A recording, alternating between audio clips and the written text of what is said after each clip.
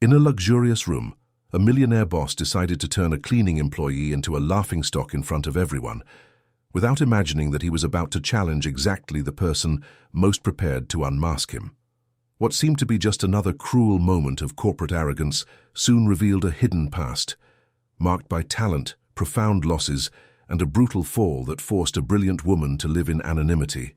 Between an ancient document, a humiliating bet, and a whole night of silent courage, this story shows how intelligence can remain invisible for years until it finds the exact moment to explode in front of those who despised it.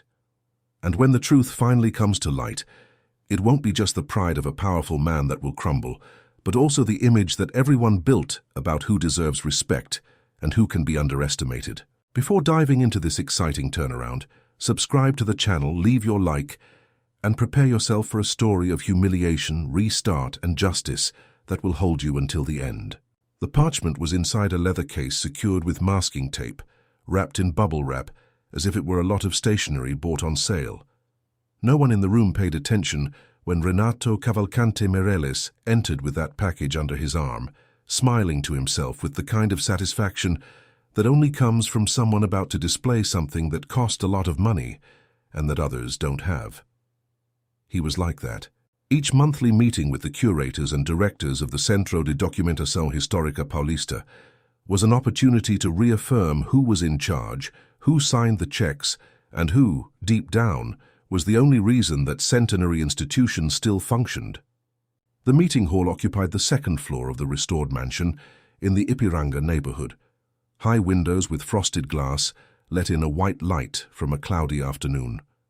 The dark wood oval table accommodated 12 chairs, and on that day, 10 of them were occupied by directors, curators, and consultants hired by Renato, all in lab coats or suits, all with the expression of those who knew the meeting would be long and uncomfortable, as usual. Vera Lucia Andrade entered through the side corridor, pushing the cleaning cart with wheels that creaked on the parquet floor. She was 52 years old, black hair with white strands tied in a simple bun, navy blue uniform with the center's yellow embroidery on the left pocket. No one looked at her when she entered to collect the dirty glasses left from the previous meeting. She was invisible in that particular way that only those who work in uniform in elegant places know, present all the time, seen by no one. Renato opened the case on the table before even greeting those present. The parchment was of medium size, yellowed at the edges, with text written in thin columns and a partially worn ornamental frame. There were old fold marks and what seemed to be a signature in the lower right corner, almost faded. He held the document with both hands extended, tilting it toward the light as if it were a work of art in a private display. "I bought this at an auction in Lisbon last month," he said, without sitting down. 72,000 euros. A medieval clerical document, probably from the 14th or 15th century, with Latin notations and what the auctioneer called Visigothic influence. Authenticity certified by the auction house. He made a strategic pause. "I want the center to incorporate it into the collection as a highlight piece. I've already thought of the name for the room, the Mireles Room of Rare Manuscripts." There was a specific silence that settled whenever Renato announced something like that. It wasn't respect. It was the silence of people who know that disagreeing would cost them their job. Vera was collecting glasses near the window when her eyes landed briefly on the parchment. It was a second, less than that, but it was enough. She recognized the pattern of the writing before recognizing any word, the arrangement of the columns, the type of abbreviation visible in the margins, the ornamentation of the frame. Her stomach gave a silent leap that no one in the room noticed. She immediately looked away and continued pushing the cart. "I would like someone from the team to do a preliminary analysis this week," Renato continued, putting the parchment back in the case. "But first—" He turned his head, and his eyes met Vera's accidentally, like someone noticing a chair out of place. "Wait a minute, you." The tone was the same he would use to call a dog. "How long have you worked here?" Vera stopped the cart. 4 years, sir.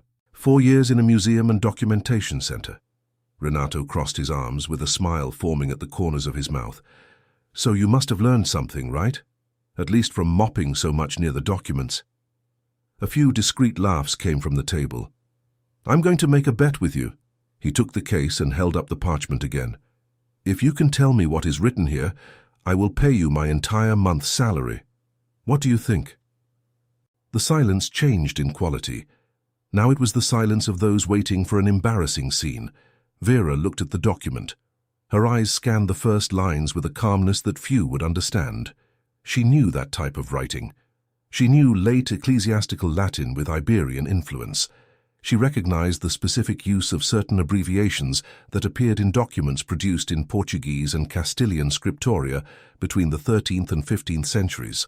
All of this passed through her head in less than 3 breaths, but she said none of that.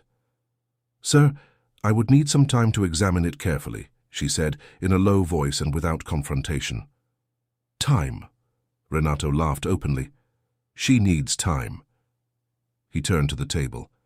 "Does anyone here believe she could translate this with a whole year?" More laughter. One of the directors was filming with his cell phone, smiling.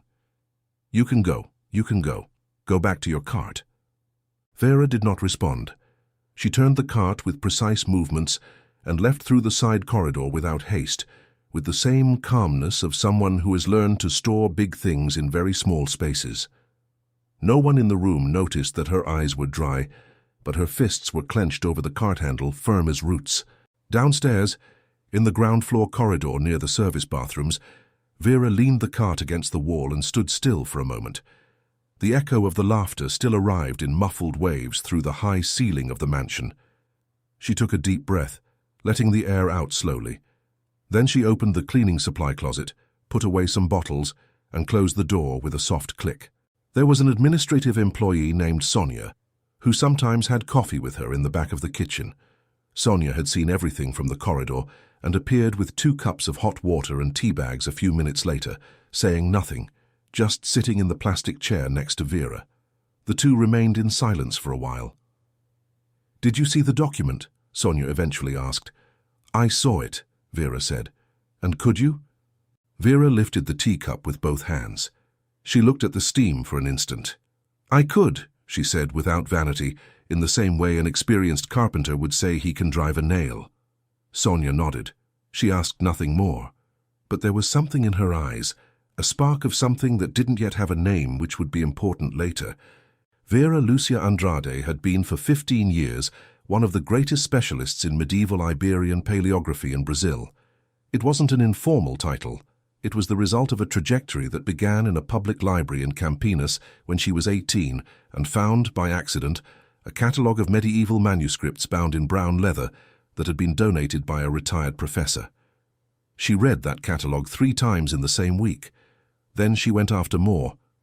The degree in letters with an emphasis on classical languages at Unicamp was followed by a master's degree in historical linguistics and a doctorate in paleography and codicology from the University of São Paulo, with a research period in Coimbra, where she had access to original documents that few Brazilian researchers ever got to touch. Her thesis on graphic variations in Iberian ecclesiastical documents from the 14th century was published in 3 international journals and continues to be cited today, although her name appears further and further away in the references, buried by time and forgetfulness. During her years in academia, she built a network of colleagues in Portugal, Spain, and Argentina. She had her own office at the Museu Paulista, participated in congresses, and supervised undergraduate research students. There was a Vera Lucia Andrade who wore a dark blazer and spoke at round tables about documentary authenticity with the calm precision of someone who masters a subject from the inside out. This Vera really existed, with documents that proved every step of her trajectory, stored in cardboard boxes in a boarding house room in the Muca neighborhood. The turn came gradually, like most things that ruin a life without warning. Her father, Aristides, was diagnosed with a serious neurological condition when she was 43. The progression was fast and the treatments expensive. Vera sold the apartment she shared with a colleague, used her savings, turned to credit, and then to credit upon credit. When the situation became unsustainable, she took unpaid leave from the university to care for him. The leave turned into 2 years. 2 years turned into a separation. The separation turned into a silent termination during a period when she was too exhausted to fight for anything. Aristides lived for 4 more years after the diagnosis, and Vera was present for every one of them. When it was all over, she was 50 years old, without a job, without savings, and with a curriculum that was frozen in time like a broken clock. She tried to return to academia. There were openings, but there was also the cruel reality of public selections, internal disputes, and the networks of favors that she had stopped cultivating. She had sent resumes to museums, research institutes, and specialized publishers. Few responded. No response led to anything concrete. A doctoral colleague who still worked in the field was sincere with her at a cafe on a rainy afternoon. "Vera, you disappeared. For the academic market, you no longer exist. No one remembers." She needed immediate income. The opening at the Centro de Documentação Histórica Paulista appeared on a bulletin board in a pharmacy. General services, full-time, fixed salary, meal vouchers, and transport vouchers. She went to the interview knowing what she was and what the job was, and she didn't confuse the two things. She signed the contract and started the following Monday. In the 4 years that followed, Vera learned that cleaning work in a place like that had a dignity of its own that did not depend on others' validation. She knew which documents were in which drawer. She knew the specific smell of each room. She knew when the humidity from the basement rose and threatened the archive shelves. But she also learned to be silent. She learned that there was an implicit code according to which the uniform determined how much someone deserved to be heard, and that breaking that code without having any power to sustain it only generated unnecessary humiliation. That's why she kept quiet when one of the curators wrongly cited the date of a 16th century manuscript in a conversation she overheard in the corridor. That's why she said nothing when an external consultant delivered a report on the provenance of a Flemish document with 2 basic dating errors. That's why she stood still at her cart when Renato Meireles displayed the parchment, and she knew immediately that there was something wrong beyond the arrogance. That night, in the boarding house room, Vera opened the cardboard box under the bed where her most used books were kept. She pulled out a medieval Latin dictionary with a detached cover and a notebook from her doctoral period, yellowed pages covered with observations in tiny handwriting.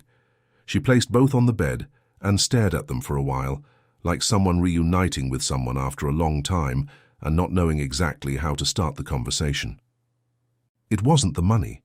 72,000 euros for a medieval manuscript to decorate a room with the donor's name. She had seen that before, with other objects in other contexts. It was something else.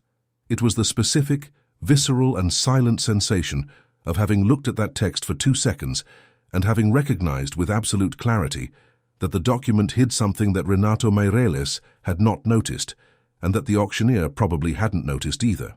There was a second layer of writing, not superimposed, not overlaid, but integrated. A technique she had studied during her doctorate, documented in few Iberian manuscripts from the late 14th century, a practice of specific scriptoria to incorporate parallel records using abbreviative variations that, to an untrained reader, seemed like simple scribe marks. For those who knew what to look for, they were an entirely different text. She hadn't told Sonia this. It wasn't time yet. First, she needed to confirm. She needed access to the parchment, adequate light, time, and silence. She needed the hands that still knew what to do, even if they were marked by years of different work. She closed the notebook, turned off the light, lay in the dark for a long time, eyes open, listening to the noise of the street below. And for the first time in a long time, there was not just tiredness in that silence. There was also something she had almost forgotten the name of. Sonia Ferreira was 38 years old, had been an administrative assistant for 6 years, and at that point in her career, she already knew how to distinguish with precision what was manageable from what was not. Renato Meireles was definitely in the second category. He had arrived at the board of directors of the Centro de Documentação Histórica Paulista 3 years earlier, brought in by a statutory reform that opened space for private financiers on the executive board. Since then, the environment had changed in a way she described to herself as the smell changes when power changes hands. The morning after the parchment meeting, Sonia arrived earlier than usual. She had stayed awake thinking about Vera's expression as she held the teacup and said "I could" with that specific calmness of someone who doesn't need to prove anything to themselves, only to others. There was something in that which Sonia still couldn't name precisely, but which she recognized, the texture of someone who keeps much more than they show. She went to the archive room in the basement, where the oldest documents were kept in numbered boxes on metal shelves. Renato's parchment was temporarily stored in a locked cabinet in the director's anteroom, awaiting formal analysis. Sonia didn't have the key to that cabinet, but she knew that the document had been photographed by the curatorial assistant upon arrival, and that these preliminary cataloguing photographs were in the shared folder on the internal server. She opened the folder, found the images, and opened them on the large screen of the reception computer. There were 6 high-resolution photographs: front, back, 4 details of the edges, and the lower corner. Sonia looked at them for a few minutes without understanding anything she saw beyond old calligraphy and ink, darkened by time. But she remembered Vera's look at the meeting, that second of recognition, before looking away. And she decided. She printed the photographs in A3 size on the administrative room printer, folded the sheets carefully, and put them inside a brown envelope.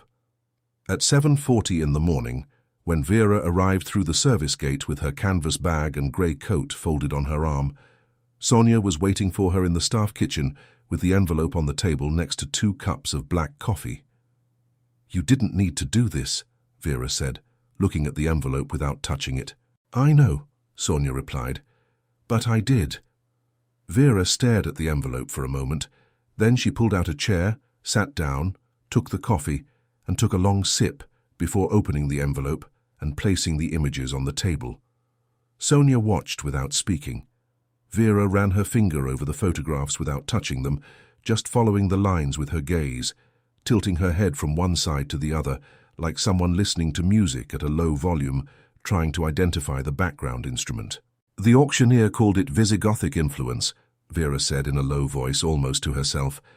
"It isn't. It's a form of writing that appears in documents produced in a specific region of the border between what is now Portugal and Spain at the end of the 14th century, scriptoria linked to the order of the Canons Regular of St. Augustine." She pointed to the ornamental frame in one of the photos. "This frame decoration is characteristic, specific enough to limit the origin." "And what is written?" Sonia asked. Vera turned over one of the detail photos. "This is a clerical testament.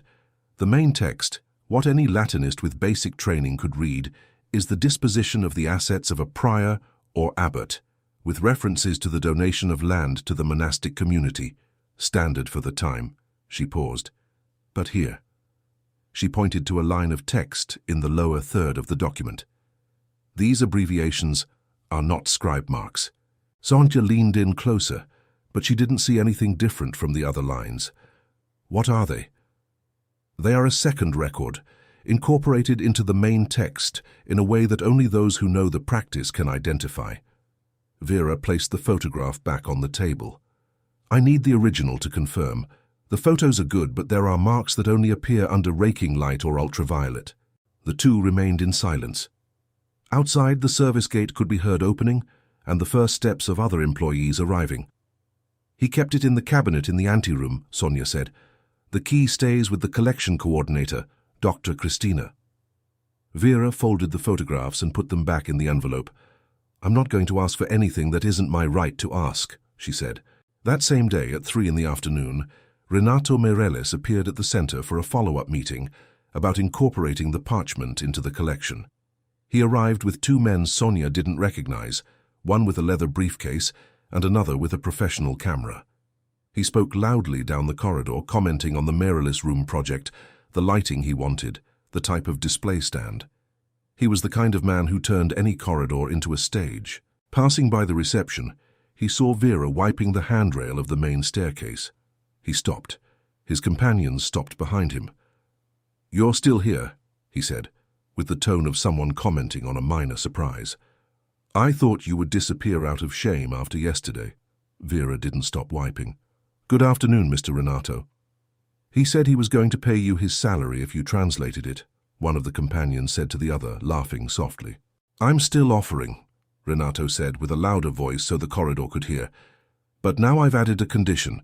If you try and fail, I deduct 1 month from your salary. What do you think? Fair bet." He gave a short laugh.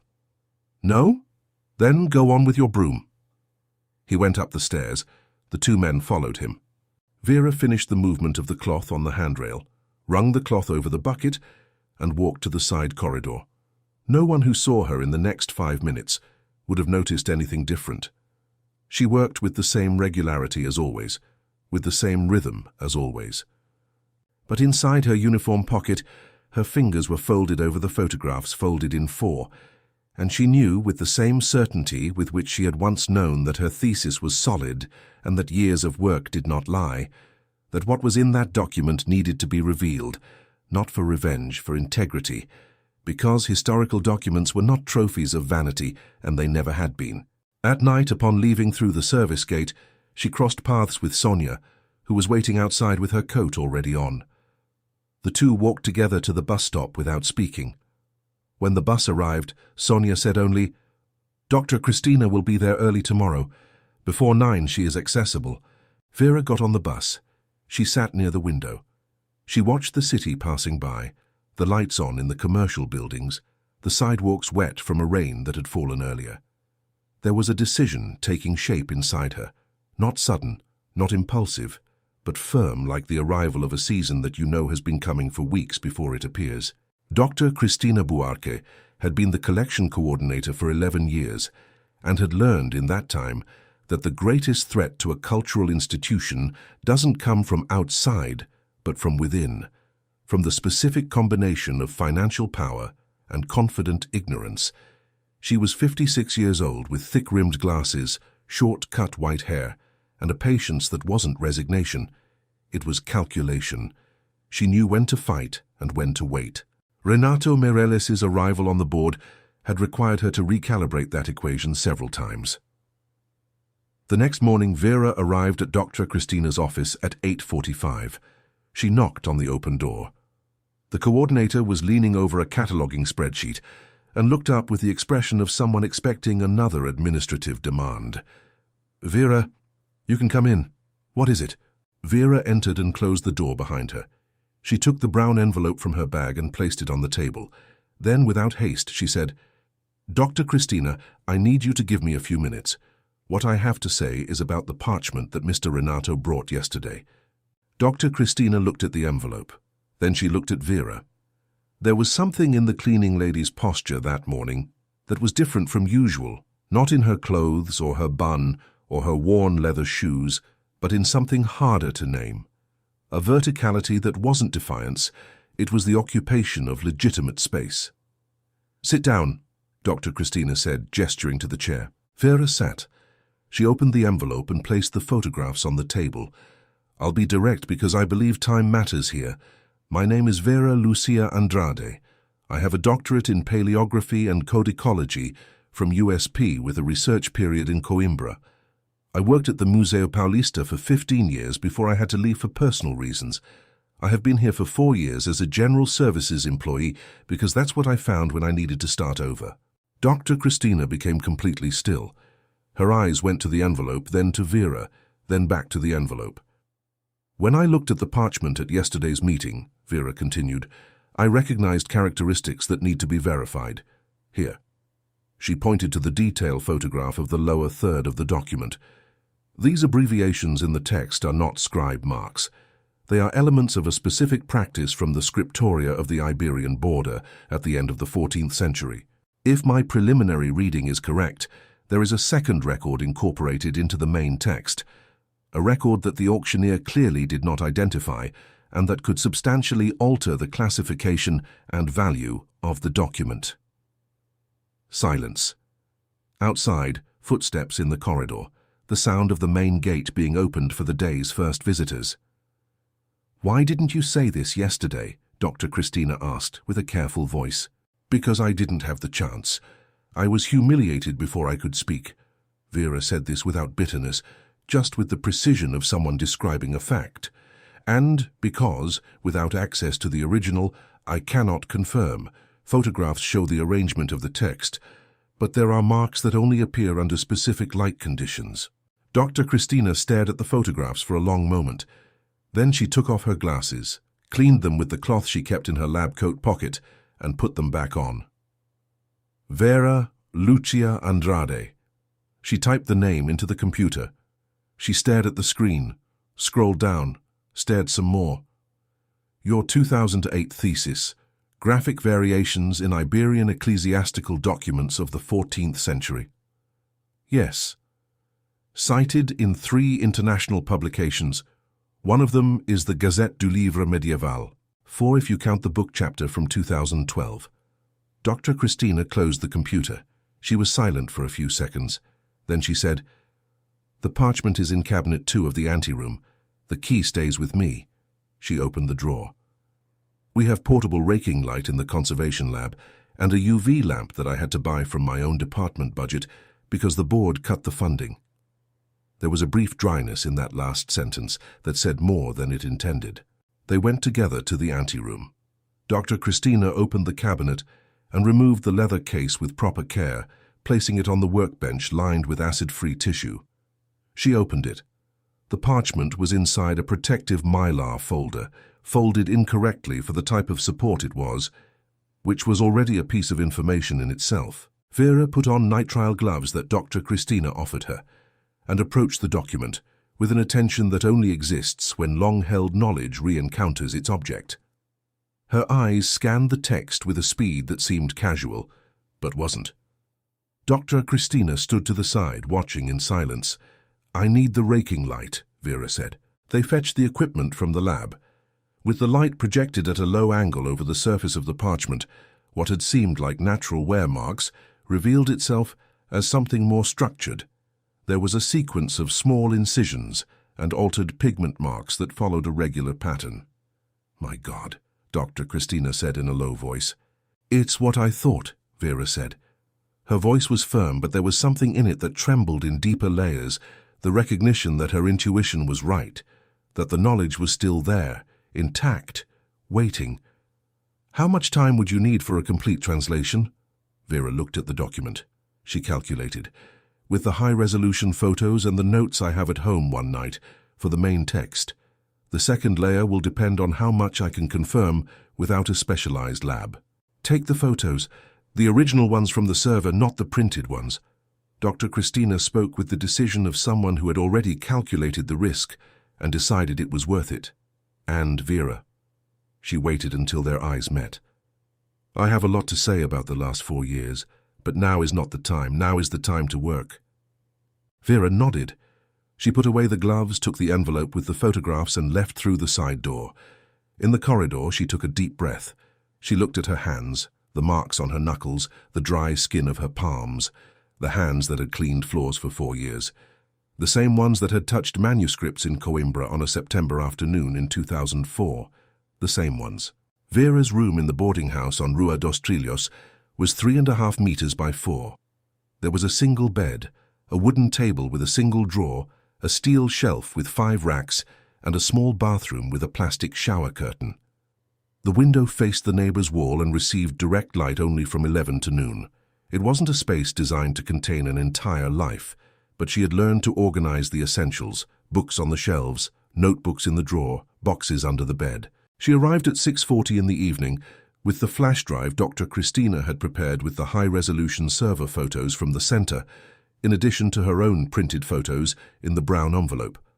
She placed everything on the table, turned on the adjustable neck lamp she used for reading, opened the medieval Latin dictionary, the doctoral notebook, and a new blank notebook she had bought at the stationery shop below the boarding house. She had worked all day at the center after the conversation with Dr. Christina, cleaned 3 floors and the entrance hall, served water in 2 meetings, and dismantled a temporary display that would be replaced the following week.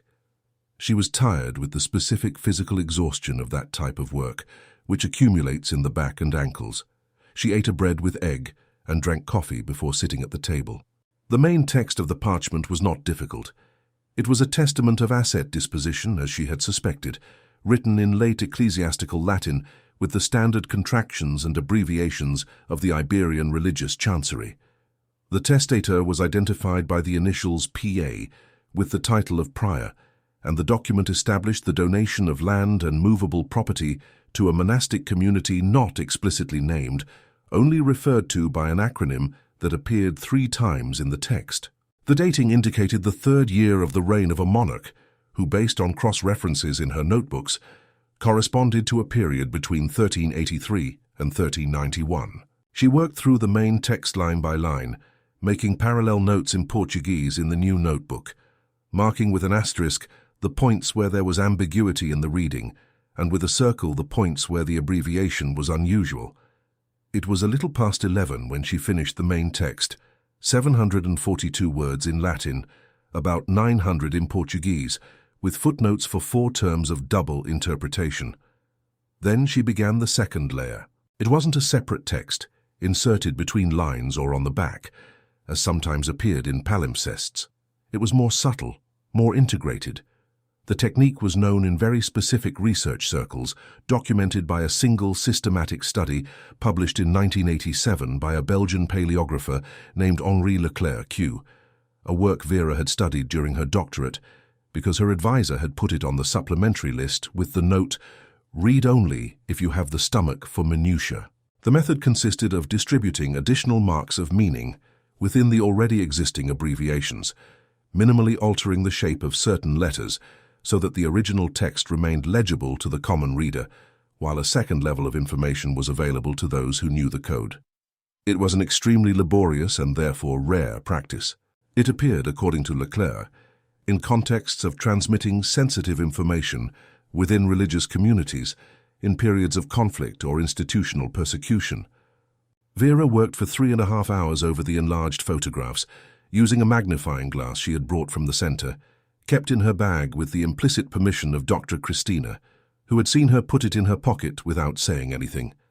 Line by line, abbreviation by abbreviation. At some point it passed 2 in the morning and she didn't notice. What emerged from the second level was, in itself, not dramatic. It wasn't a confession of crimes, it wasn't a treasure map, it wasn't any of the things that would make an auctioneer raise the price. It was something more specific, more useful for those who understood the historical context. It was an identification record. The document established that the assets of the prior PA could not be donated to the community mentioned in the main text, because that community had already been dissolved by episcopal decree before the date of the testament. The text of the second level recorded this as a fact, with reference to a dissolution document that explicitly identified the community by its geographical location. What this meant, in terms of documentary evaluation, was precise. It meant that the testament of the main text was legally ineffective, a document of asset disposition for an entity already dissolved at the time of signing. This completely changed the category of the manuscript. It wasn't an active testament, it was a historical document of a frustrated attempt, possibly recorded deliberately for reasons that the historical context could explain, but which transformed the piece from a clerical document with high heritage value into a document of secondary historical interest with significantly lower market value. Renato Mireles had paid 72,000 euros for something worth, at most, 1/3 of that. Vera closed the notebook. She stared at the wall for a while. The window was dark, the neighbor's wall illuminated by a distant street lamp. Downstairs, the street was quiet, only the sound of a truck passing in the distance. She had found more than she intended, and here was the question, the one that kept spinning in her head as she organized the photographs and closed the dictionary. What to do with this was not simple. She could keep quiet and keep it to herself. She could present only the translation of the main text, fulfill the bet, receive what was rightfully hers, and leave. But there was a problem with that option that wasn't strategic. It was structural. She was a historian. And a historian who finds relevant information about a historical document and keeps quiet is not a historian. They are just someone with knowledge who chose not to use it. There was also the issue of the center.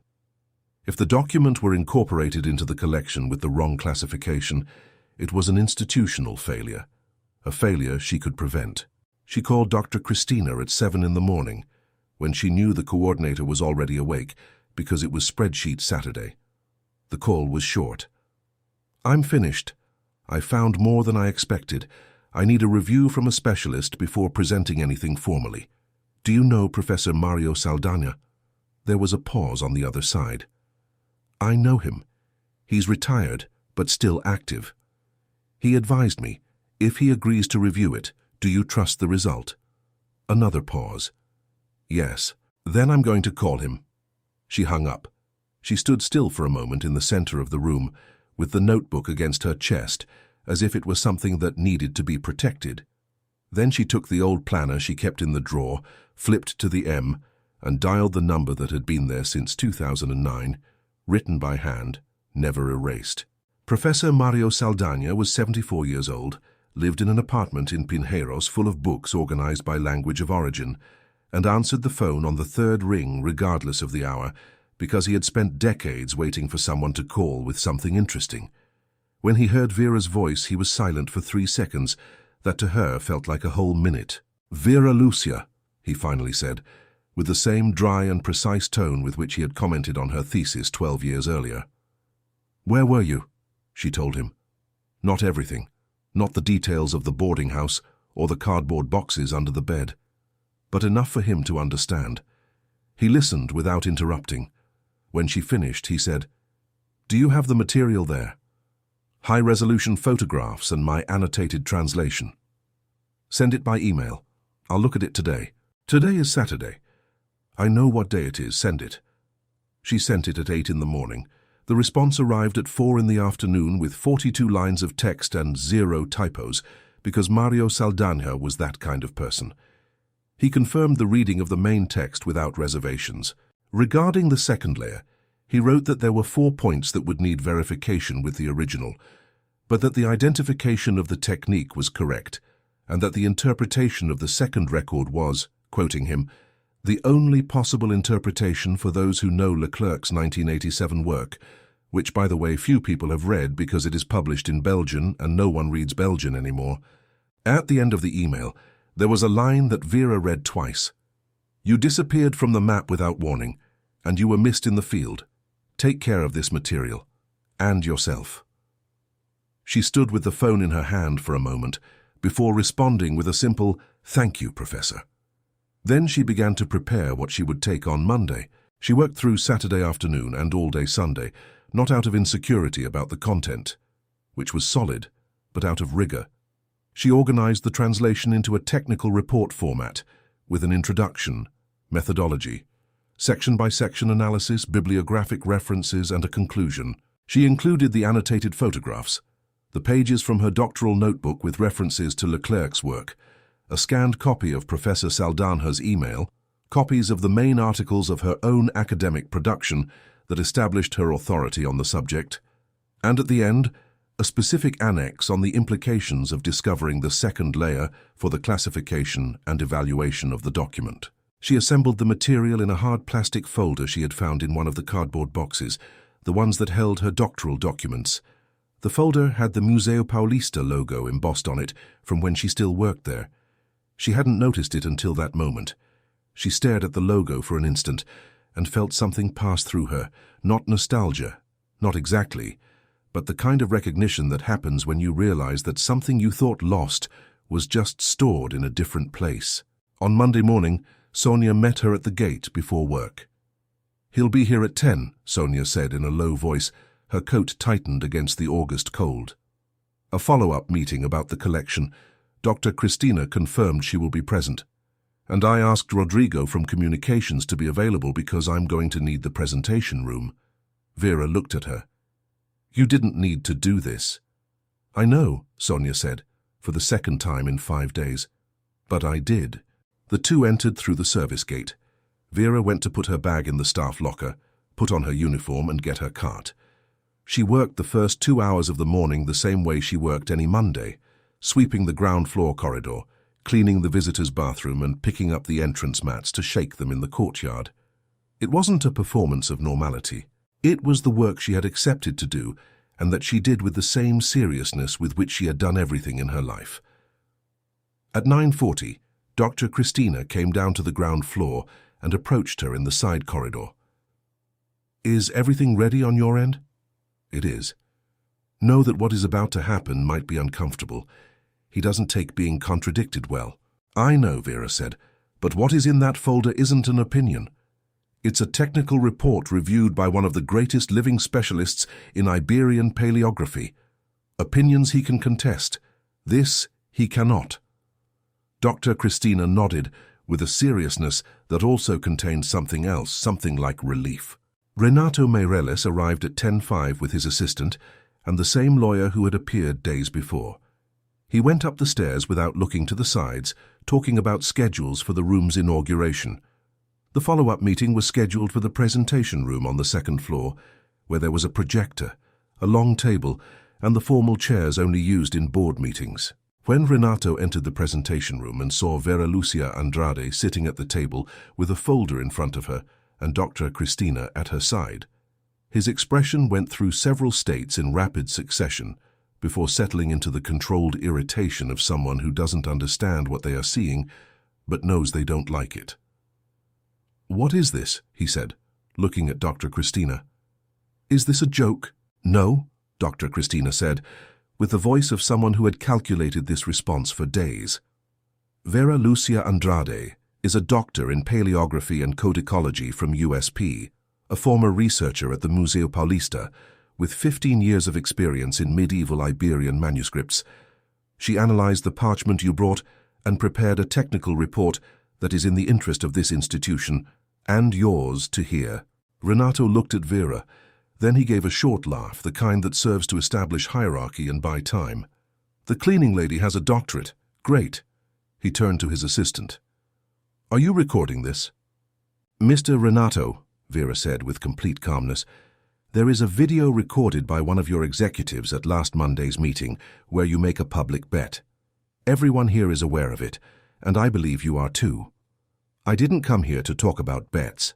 I came to present a technical report on a historical document that this institution considered incorporating into its collection. What you decide to do with the bet afterward is your choice." Silence. The lawyer who had been standing near the door approached and pulled out a chair slowly. Vera opened the folder. The presentation room of the Centro de Documentación Histórica Paulista had a capacity for 20 people, but on that Monday morning there were only 7.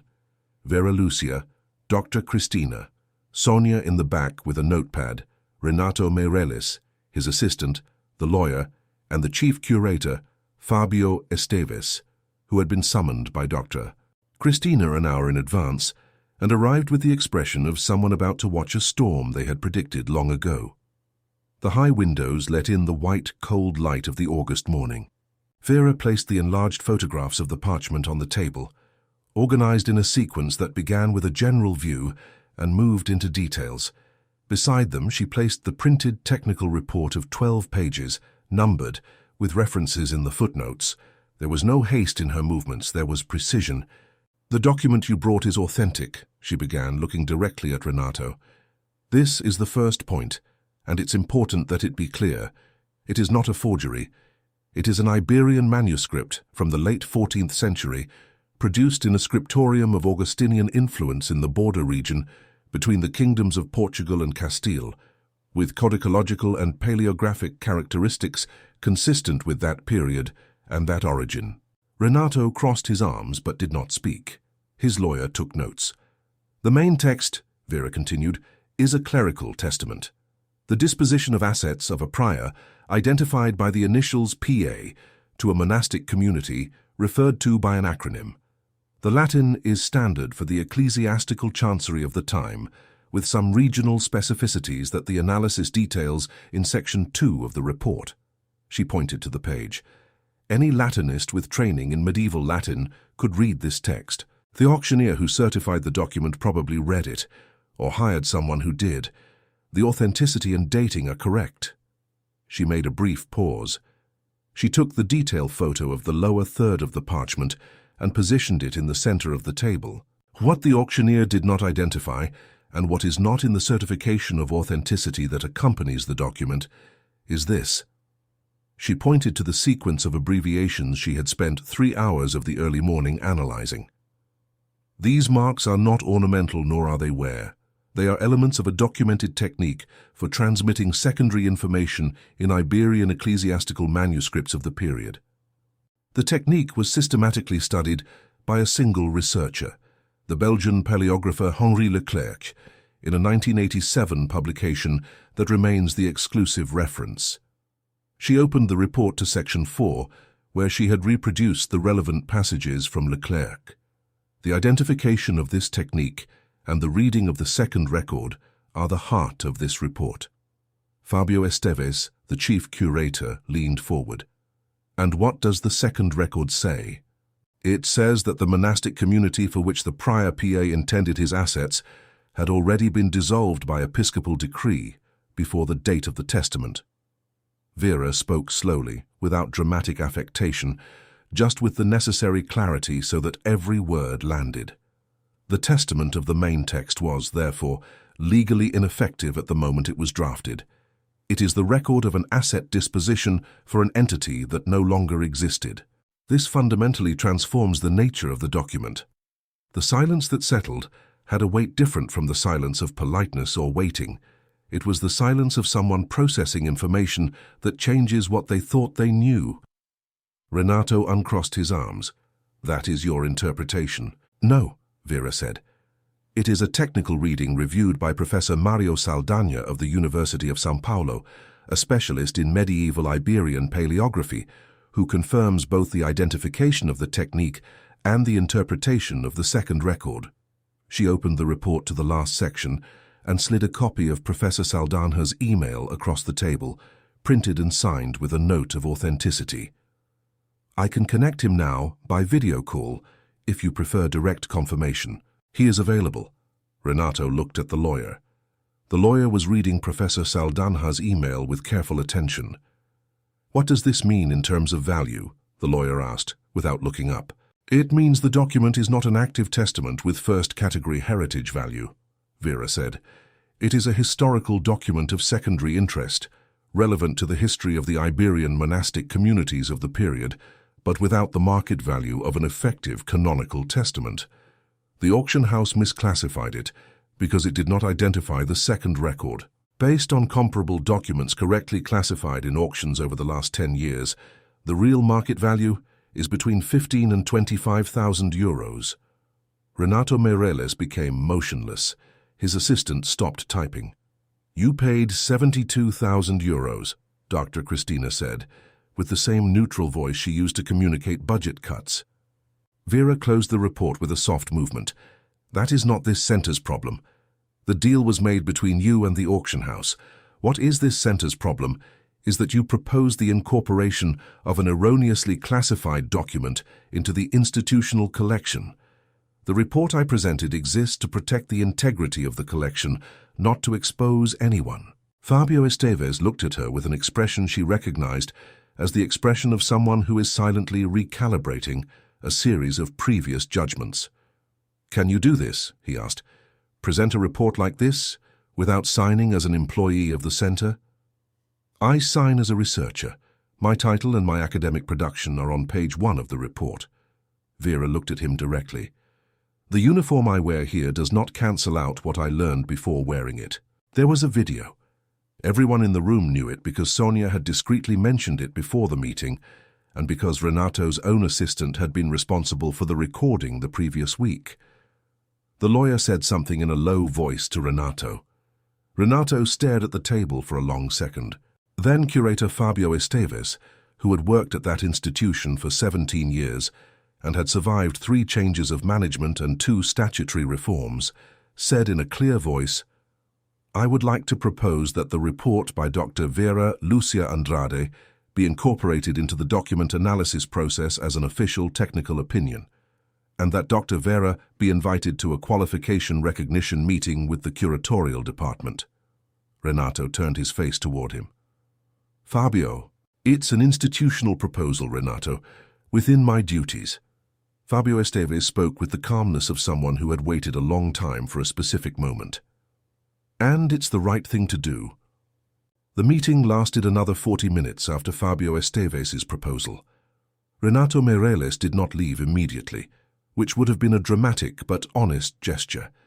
He stayed with his arms crossed while his lawyer and Dr. Christina negotiated terms with the bureaucratic precision of people who know that the result is already determined and that what remains is only the form. The report would be incorporated as an official technical opinion. The parchment would be reclassified before any decision about the collection. The matter of the bet, which had been recorded and was circulating in a cut version among some employees since the previous week, would be handled separately with an agreement between the parties. Renato didn't say the word agreement, but his lawyer did, and that was enough. Vera sat through all this time with the closed report in front of her. She did not participate in the negotiations because she had not been invited and because it was not her negotiation to make. Her work was in the folder. What happened around the folder was another conversation.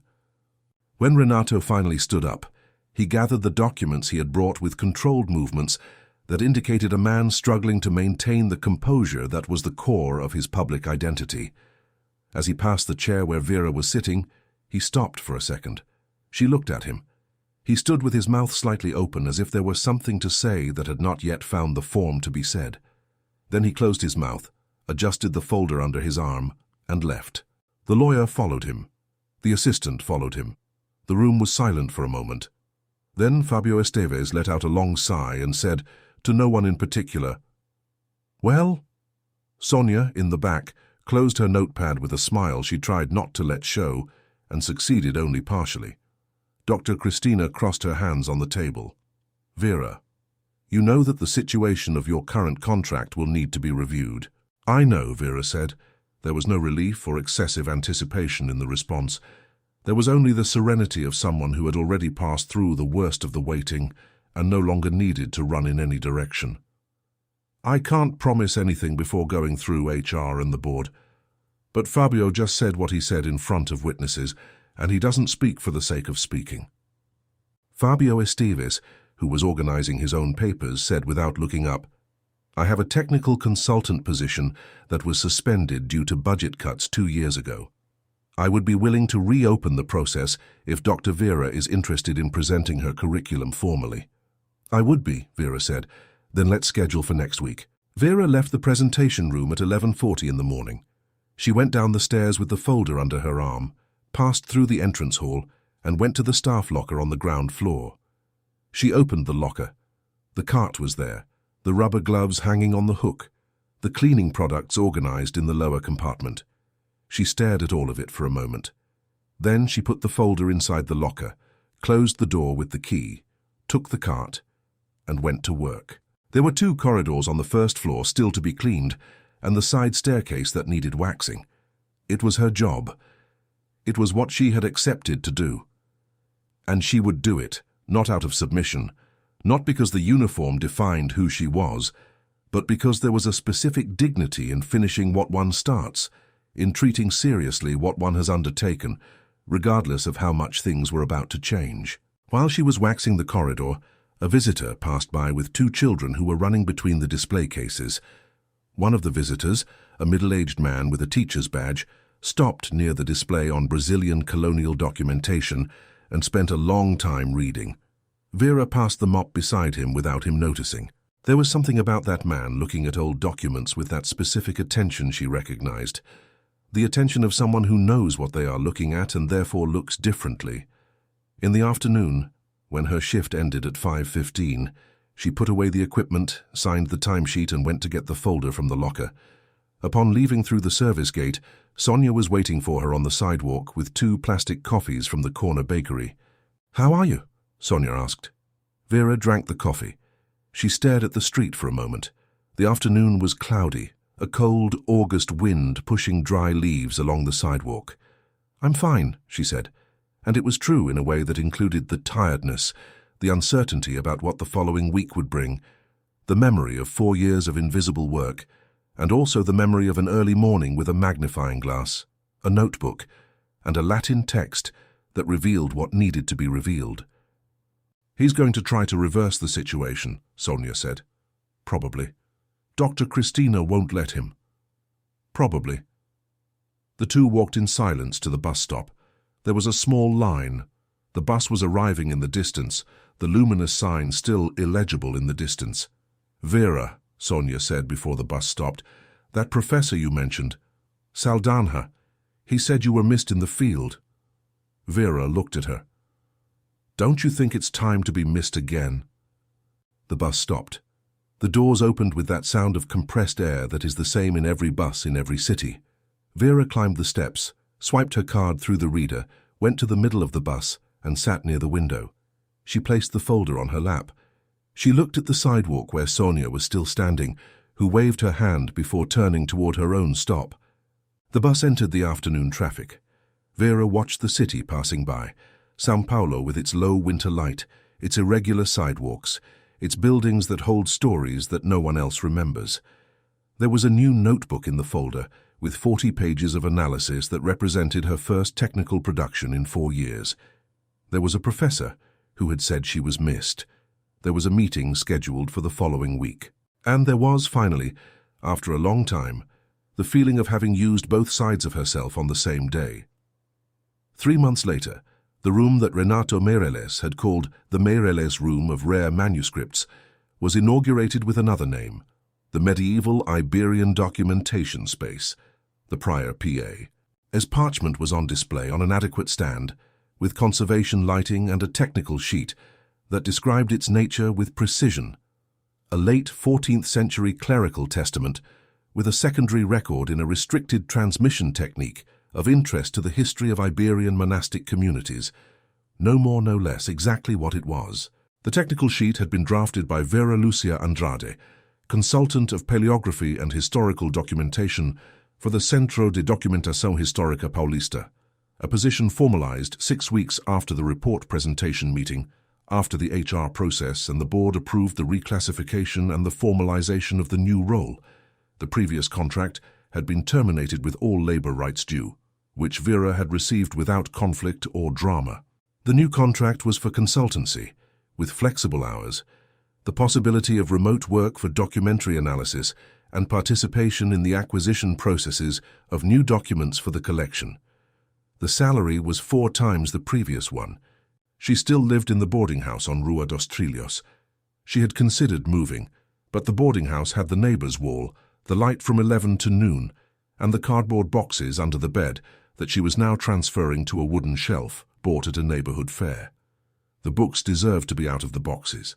She had decided this on a September afternoon, while opening one of the boxes and finding, right at the bottom, under a 2003 notebook, a photograph taken in Coimbra, herself in a dark blazer, smiling in front of a display case with manuscripts. She had placed the photograph on the shelf, leaning against a pile of dictionaries without solemnity. It was a photograph, one of many versions of the same person. Renato Meireles had contacted the Lisbon auction house 3 weeks after the meeting, with Vera's report as a basis, demanding a price review and compensation for the classification error. The negotiation was ongoing. Internally, his relationship with the center had changed in a way everyone noticed without anyone saying directly. The monthly meetings became shorter, his comments more measured, his presence less expansive. The board still kept him as a financier because money has its own rules, but the dynamic had changed in a way that was hard to reverse because it had been filmed and because the truth, when it comes out first, leaves a furrow that does not disappear. Professor Saldanha had visited the center during the week of the space's inauguration. He spent 40 minutes looking at the parchment, asking questions of the technical sheet as if it could answer, and then found Vera in the corridor with his hands in the pockets of the tweed coat he wore in any temperature below 20 degrees. "You need to publish this," he said, without preamble. "The second record and Leclerc's technique applied to this specific document deserve an article. I can co-sign if you want." "I do," she said. "Then send me the draft by the end of the month." She had sent the draft 2 days before the deadline. It was an old habit that had returned without being called. Sonia Ferreira had received a promotion to administrative supervisor 4 weeks later for sector restructuring, which was the official way to recognize that she had done, for years, double what was in her job description. She and Vera still had coffee together when their schedules coincided. Sometimes they talked about work, sometimes about other things. There was between them the kind of friendship that doesn't need a long history to be real. On the afternoon of the inauguration, when the last visitors had left and the team was closing up, Vera stayed alone for a few minutes in the room of the medieval Iberian documentation space. The conservation lights gave the environment a soft amber hue. The parchment was behind tempered glass, exactly where it had arrived 2 months earlier, inside a leather case wrapped in bubble wrap. She stared at it for a long time. There was something she thought in that silence that was neither anger nor pride. It was just clarity. The document had waited 6 centuries to be read correctly. It had waited another 2 months to have its correct technical sheet. That was a fraction of time too small to be worth calling injustice. It was just the natural order of things, which sometimes needs someone who knows what they are looking at. She turned off the light as she left. In the corridor, she picked up her bag that she had left on the reception chair and walked through the entrance hall, passing the display she herself had set up on the day she was hired as a consultant. On the way out, she crossed paths with the night guard who was arriving for his shift. He nodded his head. She nodded back. She left through the main gate for the first time because the consultant uses the main gate. The August night was cold and clear, with that specific quality of the São Paulo air, when a cold front passes and the city becomes, for a few hours, less oppressive. Vera walked along the sidewalk toward the bus stop with her bag on her shoulder, the folder with the article draft inside, and the same calmness that had accompanied her throughout that story. Not the calmness of someone who does not feel, but the calmness of someone who learned that what is true does not need urgency to exist. And if someone saw her walking on that sidewalk that night, perhaps they wouldn't know how to say what was different about her. The coat was the same grey as always, the bag was the same canvas one, but there was something in the way she occupied the space, with each firm step on the irregular ground of the sidewalk, that told without words the whole story. Dear person who made it this far, Vera Lucia's story is not just about a document or a bet. It's about what happens when knowledge finds the right moment to reveal itself, and about the silent people who carry whole worlds beneath what the world decides to see. If this story touched something in you, it has company. Our channel is full of narratives like this, of lives that turned around, of dignity that resisted, of twists that no one expected. Subscribe now so you don't miss the next chapters of real life that seem like fiction. Leave your like, because it tells the channel that stories like this deserve to continue being told. And tell us in the comments, have you ever been underestimated by someone and proved them wrong? Tell us, we are listening. End of story.